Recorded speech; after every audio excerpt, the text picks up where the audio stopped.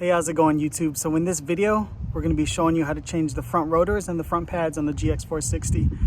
My dad and I are going to swap out to EBC brakes, so stick around.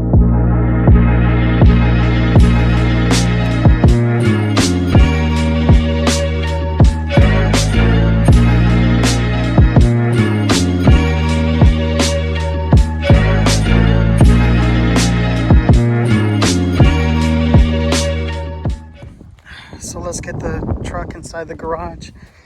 Oh, it's a hot day. This is the wrong day to do this. So we went with EBC brakes because we wanted something with a little more bite over the OEM brakes. I'll put a link in the description for the kit from Amazon. So after removing the wheels, we first went ahead and removed the old brake pads. And that consisted of taking out 2 pins and a couple of clips that were holding in the pads. Next, you're going to need to remove the calipers. And to do that, you're going to need to remove the 19mm or 17mm bolts that are in the back. Next, we knocked out the clip that was holding in the brake line. This allows you to have a little more slack on the line, so that way you can put the caliper up on a stand, or in our case, a camping chair.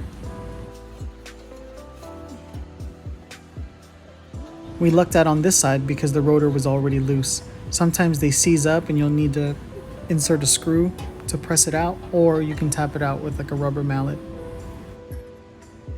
We're using 2 lug nuts here to hold in the new rotor so that way it doesn't wiggle while we're putting the caliper back on.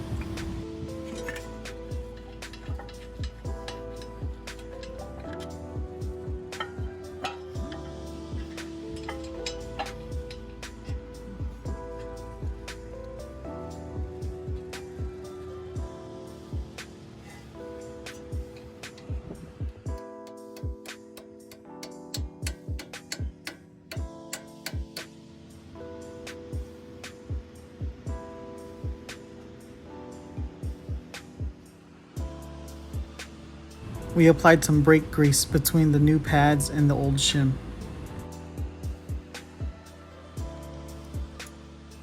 You're also going to want to install the new pad before you install the old retaining pin.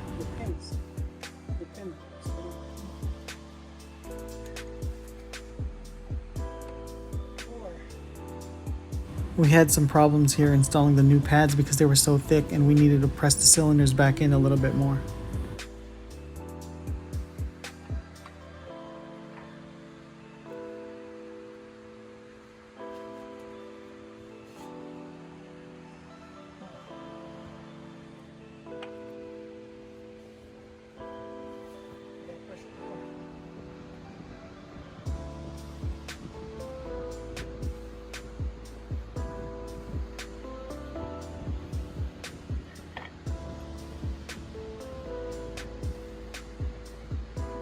Once you get both pads in, you want to make sure they're aligned so that way you can put the retaining pin back in.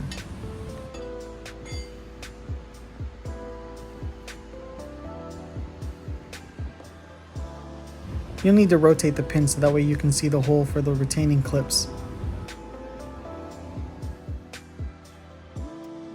For the bottom pin, you want to make sure that the retaining clip is in first because the pin threads through it.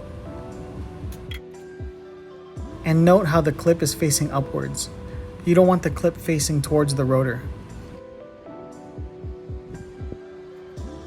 The retaining clip on the side easily clips into those holes that were on the retaining pin, and then the little hole in the middle of the caliper.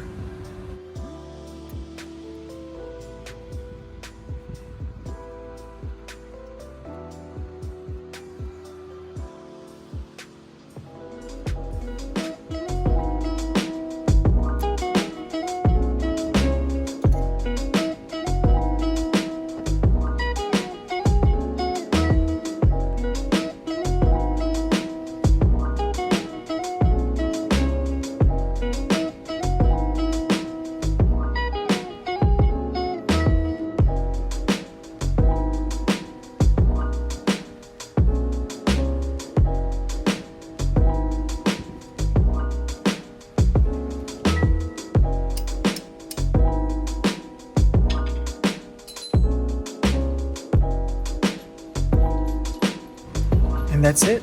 From here, you just want to make sure that everything's tightened down. So So if this video helped you out in any way, please give it a like and consider subscribing. Also check out any of these other videos that I have up. Thanks again.